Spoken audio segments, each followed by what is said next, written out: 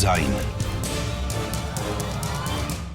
Բարև ձեզ հարգելի ռադիոլսողներ, հանրայինի եթերում կրկին ձեր ձայնն է լսելի, ես Լուսինե Մուրադյանն եմ եւ իրական Լուսինեն եմ, այլ ոչ թե AI։ Այո, դուք արդեն այս խոսքերից ենթադրեցիք, որ մենք կխոսենք AI-ի մասին, որովհետեւ արհեստական բանականությունն արդեն փոխում է ոչ միայն բիզնեսը, ոչ միայն մեդիան կամ տեխնոլոգիական ոլորտը, այլև մուտք է գործել կրթության ոլորտ։ Եվ այստեղ կարևոր հարց է առաջանում, եթե 21-րդ դարի երեխաներն արդեն ապրում են AI-ի աշխարհում, պատրաստ է արդյոք ուսուցիչը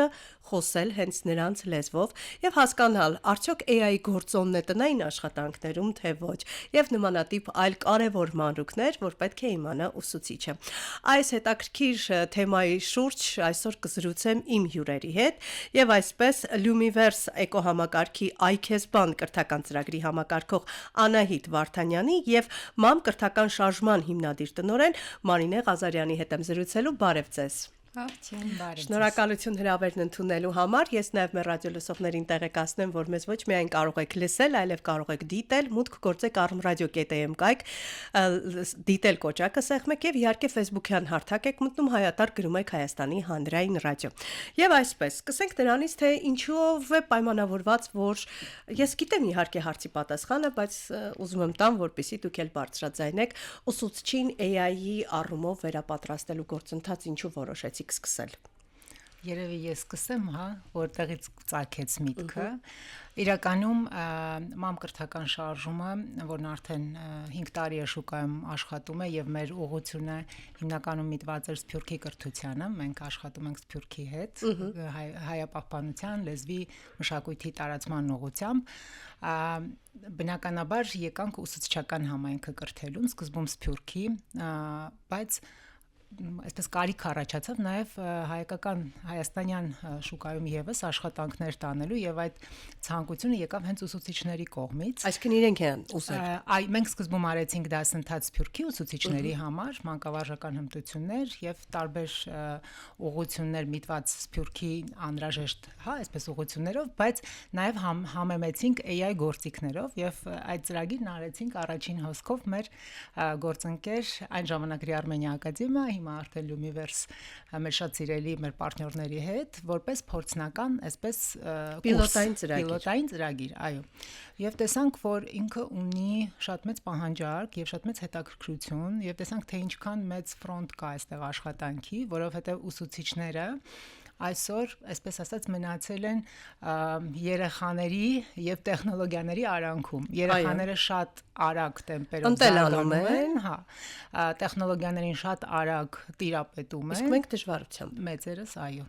Հետևաբար մենք եկանք այն մտքի, որ պետք է կրթենք թեպետ եւ շատ բան է արվում, շատ վերապատրաստումներ են անում եւ այլն, բայց մենք այլ մոտեցում որդեգրեցինք։ Այստեղ շատ կարեւոր է կոնկրետ ուղղվածությունը, AI-ի ուղղվածությունը, iKesban-ը շարունակություն ունեցավ եւ դարձավ iKes ուսուցիչ։ Հիմա հասկանանք iKes ուսուցչի ծրագրի մանրամասները, արդյոք արդեն արել եք ծրագիրը, թե նոր պիտի անեք, ընթացքի մեջ է եւ փորձենք հասկանալ նախատեսված է քանի ուսուցիչ, որ պիտի մասնակցի եւ արդյունքներ եթե կան կամ որոշակի տվյալներ խնդրեմ։ Ուրեմն iKes ուսուցիչը հենց iKesban-ի դե հա ոնց որ տրամաբանական հաջորդ քայլերից դուստր ձեռնարկությունն է։ Հիմա մենք հենց մեր գործընկերոջ հետ, MAM-ի հետ պլանավորում ենք տարբեր մասնագետների համար արդեն պրոկուրսեր, iKes ուսուցիչ, iKes հաշվապահ, iKes բժիշկ, iKes իրավաբան եւ այլն։ iKes հաղորդավար չկա, չէ՞։ Բլոգեր։ Չէ, օրինակ։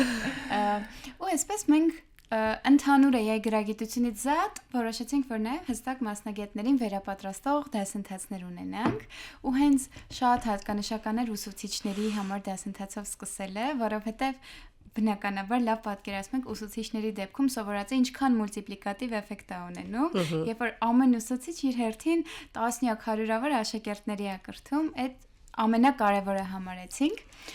Մարինեն արդեն նշեց, որ պիլոտը միասին ունեցանք, պիլոտի մասնակիցների քանակը դե քիչ էր, այնտեղ մոտ 30 դե պիլոտ էր, հաշվի առնենք։ Այո։ Այդպես փորձարկեցինք համագործակցությունը, ինչպիսին բովանդակային 2 բլոկերից էր կազմված մեր դասընթացը, 21-րդ դարում արդյունավետ դասավանդել ու արդեն AI մոտեցումներ գործիքակազմ, պիլոտը շատ լավ աշխատեց, մասնակիցների ֆիդբեքերը, կարծիքները սուպեր դրական էին։ Հետո արդեն ամռանն ընթառաջ, երբ որ արձակուրդների մեջ են լինելու ուսուցիչները, որոշեցինք անպայման շարունակական հոսքերը պլանավորենք։ Սկզբում մտածում էինք գուցե 300 ուսուցչի նպատակ դնենք, որ 3 ամիսներին ունենանք օրինակ 3 հոսքեր, 100 հոգանոց ու ունենանք ի վերջո 300 կրթված ուսուցիչ։ Հետո հասկացանք, որ Հայաստանում 30,000 ուսուցիչ կա, ու եթե ուզենք բոլորին կրթել, Դե գուցե շղթայական գնա։ Ուրեմն հունիսին ունեցանք մեր արդեն երկրորդ հոսքը, որին գրանցվեցին շուրջ 600 ուսուցիչներ։ Վատ թիվ չի։ Բավականին լավ անցավ, միջինում 600-ն էլ մասնակցել են։ Այո, ու որ պատկերացնեք, միջին գնահատականը 9.4 էր, իսկ արդեն NPS-ը Net Promoter Score, այսինքն ինչքանով են իրանք հակված, որ իրենց ընկերներին եւս հրավիրեն դասերին, 92 էր։ Օ, հիանալի։ Աշխարհում -100-ից +100 է հաշվարկվում, ու արդեն 70+-ը համարվում է շատ լավ որակի։ Ու այս թվերը եւս մեկ անգամ մեզ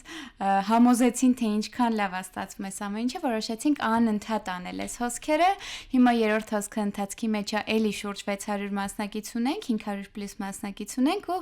արդեն հաջորդիվ կմեկնարկենք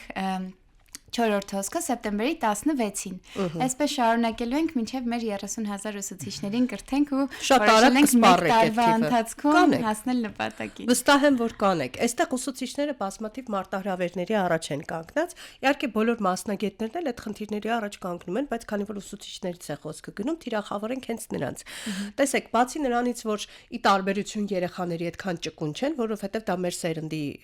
այսպես ասած, գործիքակազմ չի, ես էլ եմ խեղճանում հաճախ, իմ երեխաներն են ինձ օգնում, դա հիմա։ Հա,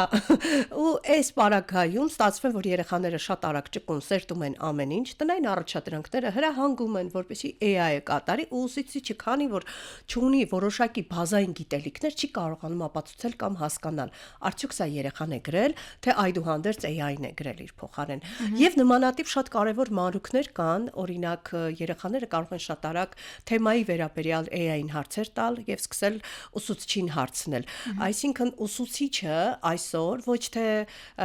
նախկինի պես իր սովորածով պիտի գնա եւ դաս տա, այլ ամեն դասին պիտի պատրաստվի, որովհետեւ չգիտի օրինակ ուսանողները կամ աշակերտները ինչ հարցեր են նրանց տալու։ Այս պարագայում պատրաստվելու տեսանկյունից արդյոք նրանց նաև սովորեցնում եք, թե ինչպես օգտվել AI գործիքակազմից, որպեսզի նա հեշտությամբ տա կարևոր այն թիրախային հատվածները, եւ մի հատ էլ կարևոր բան կա, որ այսօր անջրպետ է առաջացնում, նախկին մեթոդաբանությունն այլևս ակտուալ չէ։ Արդյոք AI-ի հետ աշխատանքը դասապրոցեսին պատրաստվելիս կբերի նաև ինքնաբերաբար մեթոդաբանության փոփոխություն։ Ես այս հարցին պատասխանեմ, հա, քանի որ ուսուցչական համայնքը այսօր իսկապես բախվում է այն մարտահրավերի, որ ինչպես օգտագործել AI-ը եւ ինչպես աշխատել երեխաների հետ, այդ գործիքակազմին պետք է տիրապետեն իրենք, բայց միևնույն ժամանակ մտավախություն ունեն, որ AI-ը եկել է իրենց փոխարինելու կամ ուժեղացել է այնքան, որ ուսուցչի դերը թուլանում է։ Չէ, դա այդպես չէ։ Այդպես չէ։ Չենք էլ քննարկում այդ հատվածը։ Ուսուցիչը մնում է կրթության առանցքային կենտրոնում եւ մարտահրավերը այստեղ նրանում է կանում, որ այլևս որպես գիտելիք փոխանցող անձ նա այսպես կողք է գնում ավելի շատ եւ հանդես է գալիս որպես մարդ, ով պետք է մոտիվացնի, առաջնորդի, ով երեխայի պետք է այսպես հուզական դաշտը պահի մոտիվացիայի տիրույթում, որ նա սովորի։ Եվ կապը պահի դեպի գիտելիք երեխային։ Այո, արժե համակարգային ինքը մնում է կենտրոնում, բայց արդեն որպես գիտելիք փոխանցող նա այլևս այդ ֆունկցիան գլխավորը չէ, այո, որտեղ երեխան բոլոր հարցերի պատասխանները ստանում է շատ արագ մեկ հպումով։ Հիմա որպեսզի ուսուցիչը կարողանա աշխատի եւ տարբերակի ճիշտ ու սխալը, ճիշտ առաջադրանքներ տրամադրի, որ մեկ հպումով երեխան պատասխանը չստանա, որովհետեւ դա եւս հմտություն է։ Հետևաբար նա եւս պետք է տիրապետի եւ մշտապես շարունակական իր վրա աշխատի։ Դա է խնդիրը իրականում եւ մեր այս ծրագրի հիմքում ընկած է ինչպես մանկավարժական ժամանակակից հմտությունները զուգակցել AI գործիքների հետ, ինչպես անվտանգություն ապահովել համացանցում երեխաների տվյալներից սկսած մինչև ստուգել արդյոք համապատասխանում է ինֆորմացիան AI-ից վերցրած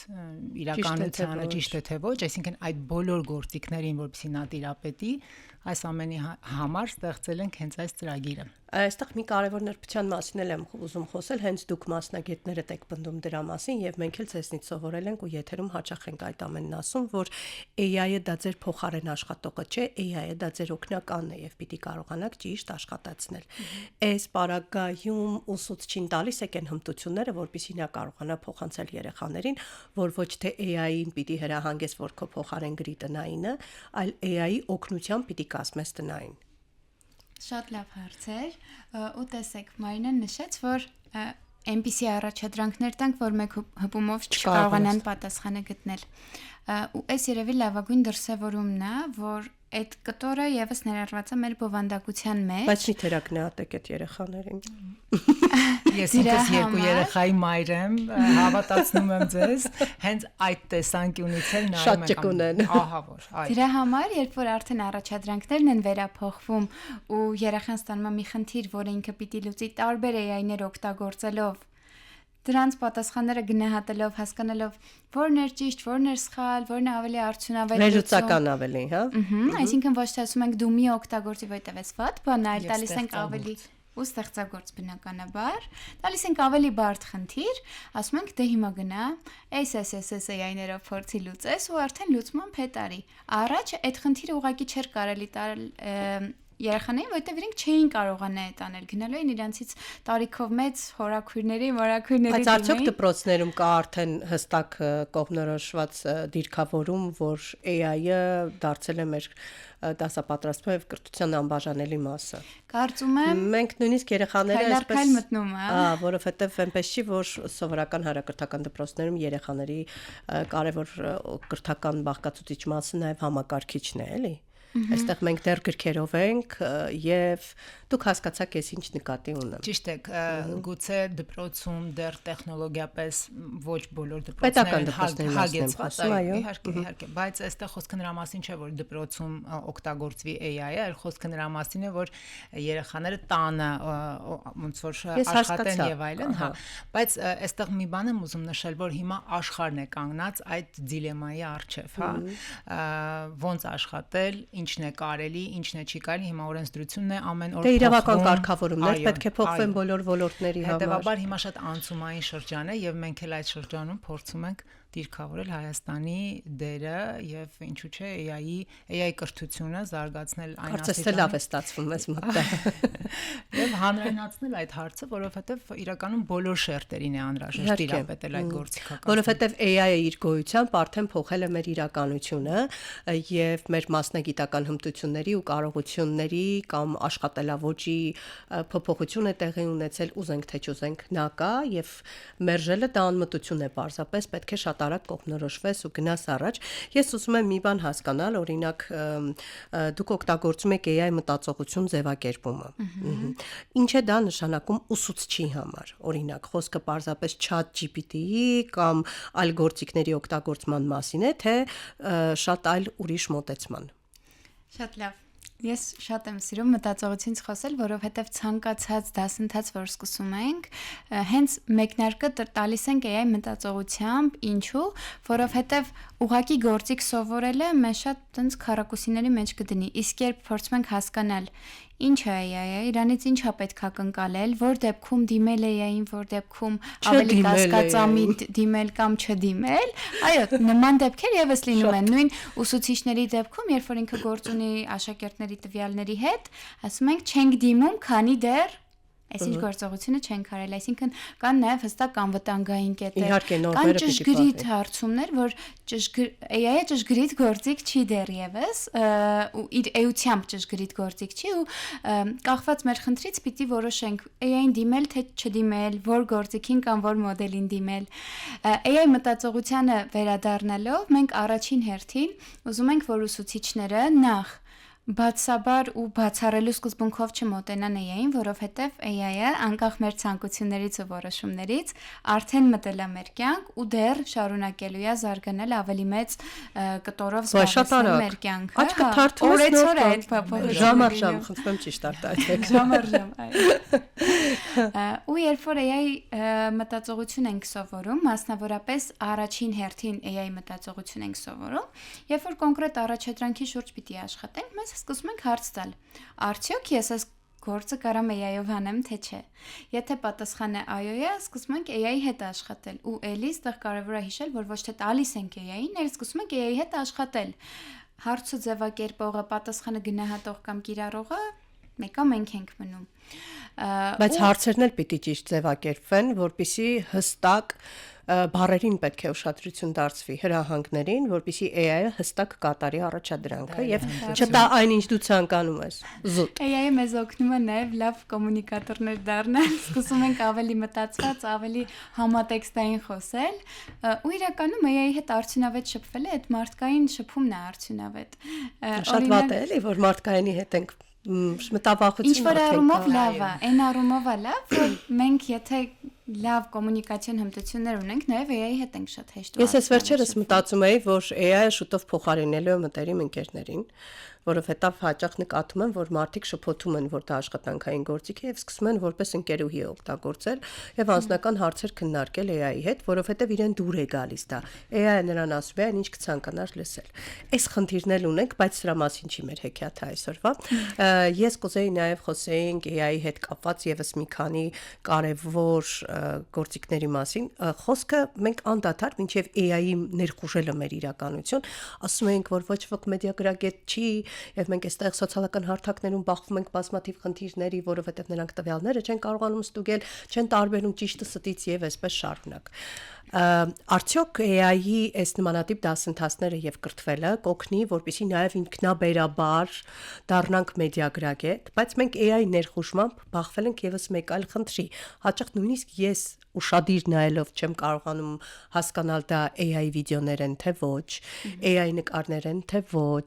AI գրված երգեր են թե ոչ։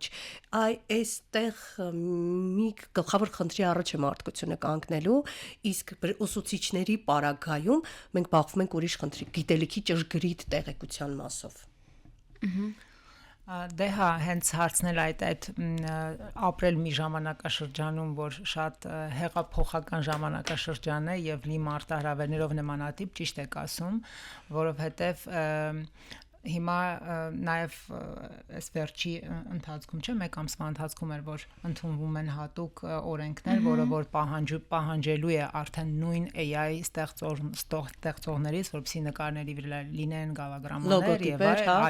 պայմանավորային ստեղծված է եւ վիդեոների վրա դա պարտադիր պայման է եւ լինելու են, չգիտեմ, մեծ շտրաֆներ եւ այլն, այսպիսի բաներ, դուժեր եւ տուգանքներ, բայց այստեղ գիտեք ինչն է հարցը, որ անդրադառնալով նախ ձեր ասացին, որ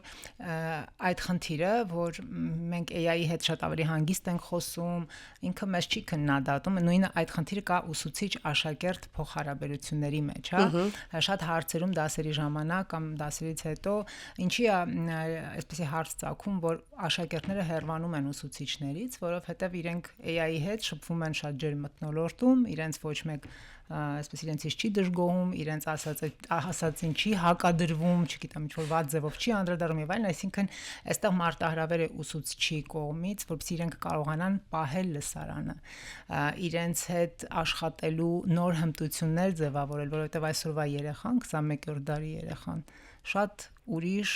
մտածողություն ունի։ Այստեղ ուսուցչի մտածողությունը պետք է փոխվի, լինել ավելի ընկերական,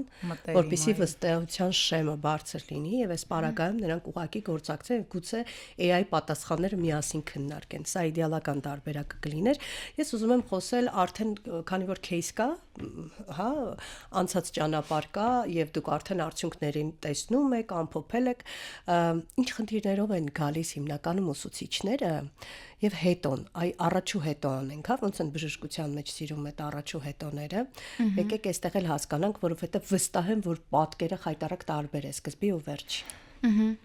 Երևի կարելի է մի քանի ուղղության բաժանել։ Այո։ Օրինակ, հենց մտածողության առումով, երբ որ ուսուցիչներ կան, որ մտածում են, որ սխալ է AI օգտագործել կամ ավելի շատ կարծում են, որ պիտի արգելել, բայց երբ որ արդեն մենք գործիքների արդեն դրական կիրառությունները կամ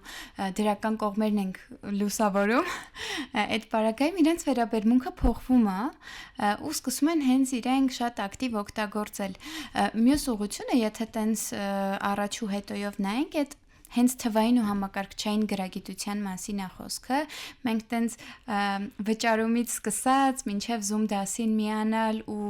համեմատաբար բարդ AI գործիքներ կիրառել, այս ամբողջով անցնում ենք քայլ առ քայլ, որովհետև անգամ մենք ունենք որոշակի տարիքային շեմից բարձր կամ շատ հաճախ անգամ տարիքային շեմը կապ չունի, ունենք ուսուցիչներ, որ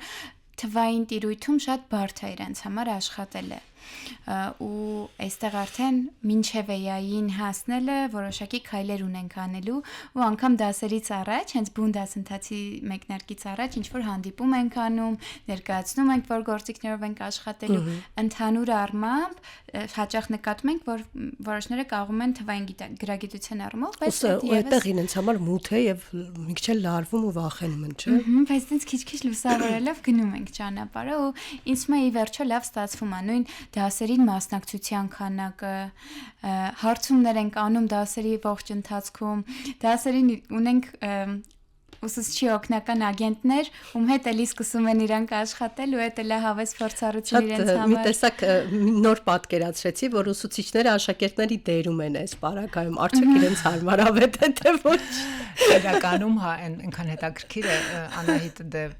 դասերը վարում AI-ի մասով ու Անահիտին համարում են դասղեկ օրինակ։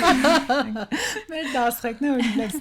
երկրորդ։ Բարի դեմքով ու ժպիտով, հանգիստ տոնով։ Այո, շատ են հենց այդպիսի կարծիքներ են գրում, այնքան հաճելի էր եւ այլն, մեզ շատ ուրախացնում է, որովհետեւ իրենք, երբ որ այդպիսի վերաբերմունք ստանում են եւ իրենք զինված լիցքավորված, այո, հաջորդիվ նաեւ իրենք որպես մեծ մարդիկ զգում են դրա կարիքը եւ ցանկությունը, որ իրենք լսելի են, իրենց հաճելի է դասընթաց, հետեւաբար եւ ուզում են դա նաեւ փոխանցեն երեխաներին։ Այստեղ մի բան նշեմ, ծրագիրը երաշխավորված է մեր նախարարության կողմից։ Գիտեմ, ես այդ հարցը տալու եմ առաջ եկա։ Չէ, ինչի համար եմ ուզում ասեմ, որ քանի որ այդ գործընթացը սկզբից մինչև վերջ մենք անգամ այդպիսի հարց ենք կարգավորում իմացաբանության տեսանկյունից, թե ոնց անգամ դիմել, ոնց ստանալ, հետ ստանալ այդ գործիքները անգամ, այդ կտորն անգամ մենք իրենց հետ անցնում ենք ճանապարհ, թեկուզ դա մեր տիրույթում չի, բայց մենք ամբողջությամբ սովորեցնում ենք, հա։ Ու նաև դասերի մեջ ունենք մեկ դաս, որը որ հենց ուղղված է մեդիագրագիտության, տեղեկատվական անվտանգության եւ այնտեղ փորձագետներ ենք ներգրավում, ովքեր իրենց ոլորտի գիտակն են, շրջանաչված հանրային դեմքեր են, ում վստահում է հանրությունը եւ իրենց փորձով կիսվում են եւ բոլոր այդ հարցերին, որ ընթացքում կարող է ցակել մասնագետների մոտ, իրենք տալիս են եւ ստանում պատասխան։ Այստեղ երեխայի հետ գործ ունենք եւ երեխայի տվյալների հետ գործ ունենք։ Սա շատ կարեւոր նուրբ հատված է, որ պետք է գրագետ մոտենալ եւ հանկարծ նաեւ իրավական խախտումներ տեղի չունենան, թեպետ ես լիահույս եմ, որ շատ արագ բոլոր ոլորտներում AI-ի մասով իրավական կարգավորումները տեղը կգցեն ամեն ինչ։ Ծրագիրը երաշխավորված է Կրթության, գիտության, մշակույթի եւ սպորտի նախարարության կողմից ու մասնակիցները կարող են դասընթացի ամբողջ գումարը վերադարձնել եկամտահարկի վերադարձի մեխանիզմով։ Սա շատ կարևոր նրբություն է, որովհետեւ դուք պատմում եք, խոսում եք ու վստահ եմ, որ մեր ուսուցիչ ռադիոլսողների մոտ հաճախ այսպես շատ արագ հարց առաջացավ, բա վճարը ոնց ենք անում։ Ու այս պարագայում սա փայլուն լուծում է, որպեսզի այնպես չստացվի, որ ուսուցչի գրպանին է կպնում, այսինքն նա ստանում է գիտելիք, վճարում է, բայց ստանում է հետ այդ վճարը։ Հաշվի առնենք նաև, որ ուսուցիչների աշխատավարձները այնպես չի, որ մեծ են, բարձր են։ Խոսենք նաև դրա մասին եւ փորձենք նաև հասկանալ ովքեր կարող են մասնակցել ծրագրին, եթե շարունակական է լինելու, ոնց են ձեզ գտնելու, որտեղով են հայտ լրացնելու, ինչ սկզբունքով եք դա անում։ Եկեք ես առաջի մասով պատասխանեմ եկամտահարկի հետ վերադարձի հետ կապված, հա։ Տեսեք, նախ շատ եմ ուզում այս մեսեջը տալ, որ ցանկացած կրթական product ինքը ունի իր արժեքը։ Իհարկե, միանշանակ։ Այսինքն մենք պետք է հասկանանք, որ 21-րդ դարում այլևս ոչ մի բան անվճար եւ ուղղակի չի արվում։ Բայց այս հաշվի ենք առնում, որ ուսուցիչների փողը հիմա եթե մեր պետությունը տալիս է այդպիսի հնարավորություն մարդկանց իրենց կրթության վրա, կրթության համար, հա, իրենց աշխատանքի արդյունքում հետ ստանալ, այսինքն մարդիկ վճարում են հարկեր եւ կարող են այդ հարկերն ուղղված լինել իրենց հիանալի լուծումը։ Այո, հետեւաբար մենք հակված ենք, որպեսզի այնպիսի ծրագրեր ստեղծենք, որը եւ պետական երաշխավորություն ունի եւ տալիս է այդ հնարավորությունը մարդկանց իրենց գումարները հետ ստանալ։ Հետեւաբար սա իսկապես հնարավորություն է, որ այն ուսուցիչները, ովքեր ցանկություն ունեն աշխատելու իրենց վրա, զարգացնելու իրենց հմտությունները, օգտվեն այդ հնարավորությունից։ Ամբողջությամբ գործընթացը ավտոմատացրել ենք, իրենք ամբողջ ինֆորմացիան տրամադրում են մեզ,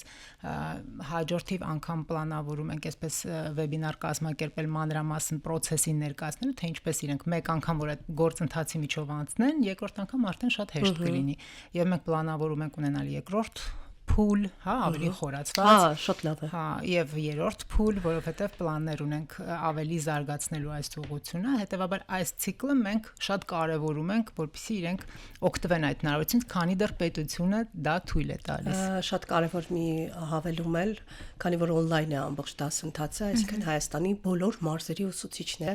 հնարավորություն ունեն օգտվելու այս հիանալի հնարավորությունից, տարբերությունը ուսուցիչների մարզերի եւ Երևանի արդյոք շատ է թե ոչ։ Թեկուզ մտածողության տեսանկյունից կամ, չգիտեմ, AI գործիքների հետ հարաբերվելուց Սկացել ես այդպիսի տարբերություն։ Ասեք չէ, ես շատ երջանիկ եմ, բացարձակ։ Անգամ ուզում եի ասել, որ դասերը սկսվելուց առաջ մենք հարցում ենք անում ու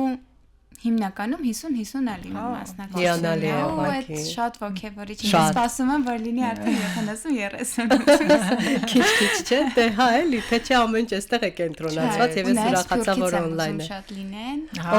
Այո, բա մենք այդ հնարավորությունն այո, իհարկե, այո, նույն հնարավորություն, ու իհարկե եկամտարկի հետ վերադարձի իրենց համար չի գործում բնականon, բայց միանալ եւ մասնակցել մենք ամեն հոսքում ունենում ենք նաեւ Սփյուռքից ուսուցիչներ։ Սոցիալական հարթակների հասցեներ, որոնց միջոցով նրանք կկարողանան գտնել ձեզ մանրամասներին, ծանոթանալ, տեղեկանել։ Ես կխնդրեմ, որպեսզի մեր եթերից անմիջապես հետո Facebook-յան հարթակի մեր վիդեո տարբերակի մեկնաբանությունների դաշտում տեղադրեք բոլոր հասցեները, որպեսզի կոնկրետ մեր ռադիոլսողները հեշտությամբ կարողանան գտնել բոլոր տվյալները, մանրամասն ծանոթանան եւ ցանկության դեպքում միանան ձեր հիանալի դասընթացին։ Անպայման, շնորհակալ։ Խնդրեմ ապելացնել։ Կարող եք գտնել մանրամասները iKesbani, Mami, Facebook-յան, Instagram-յան էջերից։ Բայց դուք տեղադրեք։ Մենք անպայման նաև կայքի հղումը սոցիալական մեդիայի էջերի հետ մեկտեղ կդնենք մեկնաբանությունները։ Դուք նկատել եք, որ անարդարացիորեն մոռանում եք միշտ հաղորդավար լրագրողներին ներառել ձեր դասընթացների։ Սա չի կարող չասել։ Կունենանք iKes բլոգեր։ Չէ, բլոգեր չէ, եկեք iKes լրագրող, iKes որովհետև իրականում, եթե անկեղծ այստեղ աշխատանքային ոճերի եւ առհասարակ նյութի հետ գործ ունենալու շատ տարբեր են եւ այստեղ խորքային հատվածներ կան, Քավլիցի որևէ մեկի աշխատանքը չթերագնահատել, բայց դրանք շատ տարբեր են, այո։ Ես շնորհակալություն եմ հայտնում ձեզ մանրամասն ներկայացնելու համար եւ վստահ եմ, որ շատ ուսուցիչներից արդեն լսել եք շնորհակալական խոսքեր, որովհետև այստեղ կարող ենք չէ ասել, որ ձեր ծրագրի շնորհիվ նրանց մասնագիտական կյանքի որակը բարելավել է։ Վստահաբար։ Ես կարող եմ վստահաբար ասել այո, որովհետև շատերից ենք լսում այդ ազդակները, կարծիքները, մենք մշտապես հենվում ենք այն կարծիքների եւ թեկուզ բացասականների վրա, որովհետեւ մենք բարելավենք։ Բայց կան բացասականների ստեղծում։ Մենք լինում են վստահաբար առաջարկներ, օրինակ մեր երկրորդ հոսքից հետո դասընթացի կառուցվածքը որոշակի փոփոխությունների ենթարկեցինք հաշվի առնելով հարմարացնում եք ավելի։ Մենք ամեն դասից հետո ենք իրենց կարծիքն ուզում։ Նաև դասընթացից, այսպես մի անգամ դասից դաս ենք փոխում։ Եվ ակտիվ են ուսուցիչները ծրագրի ընթացքում։ Շատ։ Տնայիններ կա։ Անպայման։ Խնդրում եմ, գնահատման համակարգ էլ մշակեք, թող իրենք կաշվի վրա։ Մենք չենք գնահատում տնայիններով, Գիտեմ, այդ կատակում մասով եմ։ նորից մշակույթ ենք փոխում։ Շնորհակալ եմ ձեզ շատ կարևոր նախաձեռնության համար, կսպասենք նոր նախաձեռնություններին, հաշվի առնելով, որ մենք ուզում ենք դիրքավորվել AI առումով, հա, Հայաստանը դիրքավորվում է եւ տարածաշրջանում կարծես թե մենք առաջինն ենք, որ խորքային օգտագործում ենք AI գործիքները, սա նաեւ պարտավորեցնում է մեզ յուրաքանչյուրիս, որպեսզի ունենանք գոնե բազային ճիշտ գիտելիքներ, որից կկարողանանք օգտվել։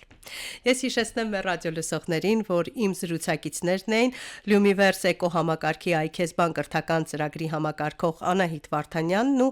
MAM կրթական շարժման հիմնադիր տնօրեն Մարինե Ղազարյանը։ Հարգելի ուսուցիչներ, կարծում եմ այս ծրագրից հետո դուք ինքներդ կփորձեք մուտք գործել համապատասխան կայքեր գրանցվել եւ դուք էլ ձեռք բերել այդ գիտելիքները։ Ես Լուսինե Մուրադյանն եմ եւ հրաժեշտ եմ տալիս ձեզ։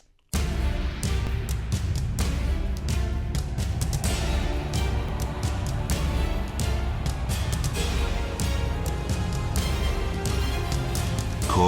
ձայնը